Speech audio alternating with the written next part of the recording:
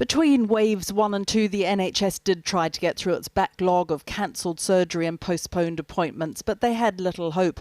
And today's record-breaking waiting times in England are a further reminder of the destruction of COVID. There is no doubt that the patients waiting for treatment, the backlog patients and treatments, are huge. There is a lot of work to be done to manage to treat those patients well. But we also need to remember we're in the middle of a pandemic and we need to treat patients with COVID well as well. Today's figures show 4.46 million people were waiting to start hospital treatment at the end of November. That's an increase of 40,000 since the November before. And just under 200,000 have had to wait more than 52 weeks, the highest number for any calendar month since May 2008. What's happening here at Barts in London is really no different from what's happening in many hospitals across the rest of the country. But their website says it all. We are standing down planned care. We are postponing elective operations and many outpatient appointments. They are redeploying their staff to critical care and COVID wards. They have no choice. This is a national emergency, but the hidden costs, many believe, will be felt for years to come. Public Health England today has revealed there were 35,000 fewer confirmed cancers diagnosed between April and September compared with the previous year. Corinne Rowe was diagnosed with breast cancer in March. My first operation was cancelled due to COVID, but I waited nearly 3 months for that operation, maybe 4 months now on reflection. The night before I got a telephone call, bearing in mind all your bags are packed, all your meals are in the freezer, you've got people to pick you up from hospital, somebody to come and look after you, as in district nurses. All that had been well organised, and then that is just taken away from you. My second operation was then postponed because the National Health at that time were operating in the private sector, and overnight the private option had been taken away. Even without a pandemic, the waiting lists were already at record levels. These two are November figures before the impact of the more virulent mutation had been felt. Today, the push to vaccinate the population continued apace. Some pharmacies now involved. But for the first time, we can see large regional variations in where the doses have gone in England. In the Midlands, they've had the most, with complaints from London's mayor that the capital has not received its fair share. I spoke to the mayor today and reassured him that there's more vaccine and more primary care networks coming online in London. So you'll see a big uplift in the London numbers. A letter sent to GPs and seen by Channel 4 News gave strict instructions too that they must not give the second dose of the Pfizer vaccine at 3 weeks. It said all second dose appointments that have not already been rescheduled must be rearranged. An admonishment to those who had defied orders to extend the jabs to 12 weeks. There was some good news, though. Thousands of people who've had COVID still have immunity more than 5 months on. The PHE study of NHS staff found the illness provided about 85% protection, similar to the effect of the Pfizer vaccine and better than the AstraZeneca jab. A small number in the study were infected twice, but had a much milder form of the disease. And Victoria joins us now from the newsroom. There have been new travel bans announced, Victoria, tonight. Well, what can you tell us? Yes, a travel ban from all of South America as well as Portugal has been announced from 4 o'clock tomorrow morning, and this is because of what's being referred to as the Brazil variant. Now, these are mutations of the virus detected in Brazil, which show the same rates of an increased transmission that we've seen with the mutations here, but with some added variations, and work is going on to see what effect these would have, for instance, on the vaccines. Now, there is no evidence yet they would change the response to the jabs, but there is a change in the way the mutations are avoiding some antibodies, and that needs to be studied in greater depth. It is also similar to the mutations, I should say, also seen in South Africa, so more infectious but not more severe or fatal. It is likely there are many mutations happening around the world, and the fact they've been picked up in the UK, South Africa and Brazil is as much to do with better genomic sequencing abilities, which is partly actually why the World Health Organization wants us to stop referring to these variations, to these variants by country name. And just one other piece of breaking news, France has just announced that it will impose a nationwide 6 p.m. curfew from Saturday. That's moving it earlier from the 8 p.m. curfew currently in place. Well, now the Northern Ireland First Minister, Arlene Foster, says that the reproductive R rate there has now fallen back below 1 in Northern Ireland, but warned that the health service remains under huge pressure. Our correspondent Paul McNamara joins us now live from Belfast. Paul.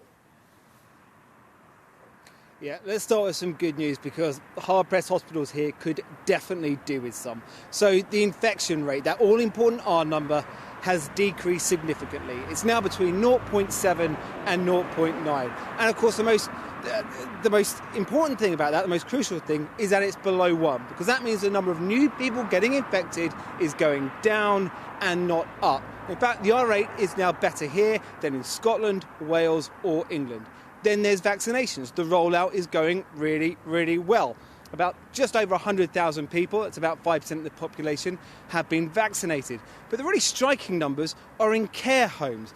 In 80% of care homes, residents have received their first dose. In 72% of care homes, they've also received their second dose. And at this rate, the government thinks that in care homes, all residents and staff will have received at least their first dose by the end of the month. So that's all great. There is a big but coming though, because hospital admissions are still going up. That's because of the lag between infection and hospitalisations. And hospitals are so overwhelmed right now that the health minister has said that there will undoubtedly be worse outcomes for cancer patients because of prioritising treatment for COVID patients. About an hour ago, I asked the First Minister, Arlene Foster, what's her message to all those scared cancer patients right now who face not getting the very best of treatment?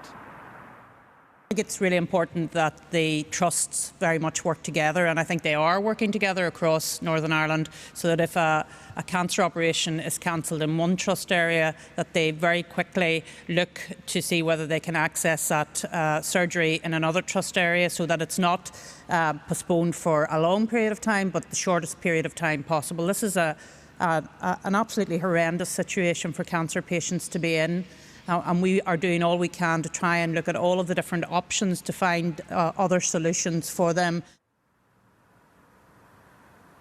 The next 2 weeks here are going to be very, very difficult. The number of COVID patients in hospital has gone up over 40% since last week. The number in intensive care has gone up almost 50%. I spoke to one pretty exhausted consultant earlier on. He said that oxygen supplies are under, quote, extreme pressure. They're now seeing much younger patients, people in their 40s and 50s. So while the infection rate might be going down, which is great, hospitals are just about in the eye of an almighty storm here. Paul McNamara. Well, now, Professor Sir Mark Walport is a former government chief scientific advisor and now sits on the SAGE group of scientific advisors. And I spoke to him earlier and asked him, with hundreds of thousands of patients now on hospital waiting lists, is the fallout from the pandemic becoming almost as dangerous as the virus itself? Well, it's very bad news, but no, sadly, it isn't worse than the virus itself. It illustrates one of the very serious sort of collateral damages of the virus, which, you know, Chris Whitty was making clear from the beginning, that if the NHS becomes overwhelmed, then it becomes extremely difficult to treat other conditions as well. And a very important message to people at the moment is that if you do have symptoms that might suggest a heart attack or a stroke or something serious, you should still go to hospital. There seems to have been a very patchy rollout of the vaccine. For example, I mean, London and the South, who have got the worst outbreaks, have got the least vaccine. Well, I think it is a huge logistic exercise. And the good news is that more than 2.5 million doses have been rolled out, and the vast majority of those are being given to people as the first vaccination. And the challenge is to get as many of the most vulnerable people vaccinated as quickly as possible. Because, of course, only by stopping those people being admitted to hospital and being protected against the worst effects of the disease? Are we going to alleviate the stress on the health service? And what we are seeing is that although there are preliminary encouraging signs that the current lockdown is beginning to work, in that the case numbers seem to be stabilising and falling in London, the southeast and the east.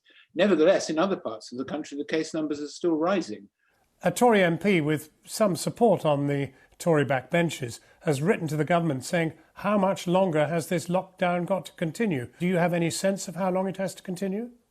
Well, I'm afraid it's likely that it's going to be a number of months. I mean, the problem is that one can either negotiate or compromise with the virus. The virus will take the opportunity to transmit.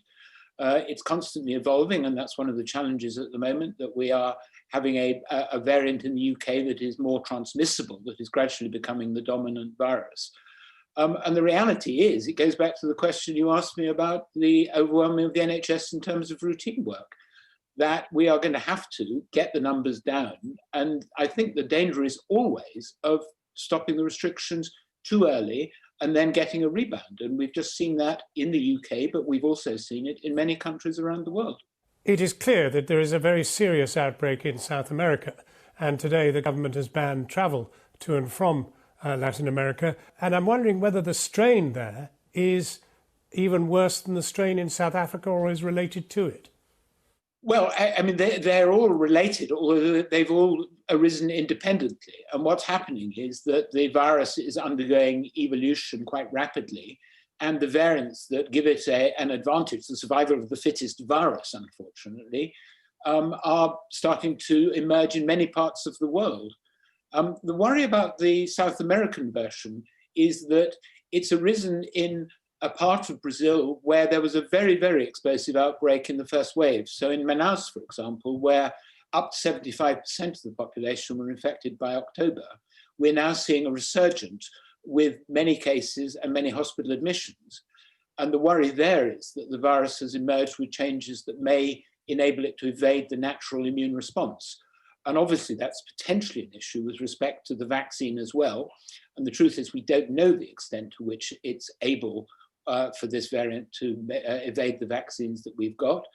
But it's just another message that it's not that we're going to have to adapt the vaccines over time as well. Sir Mark Walpole, thank you very much indeed for talking to us. Thank you.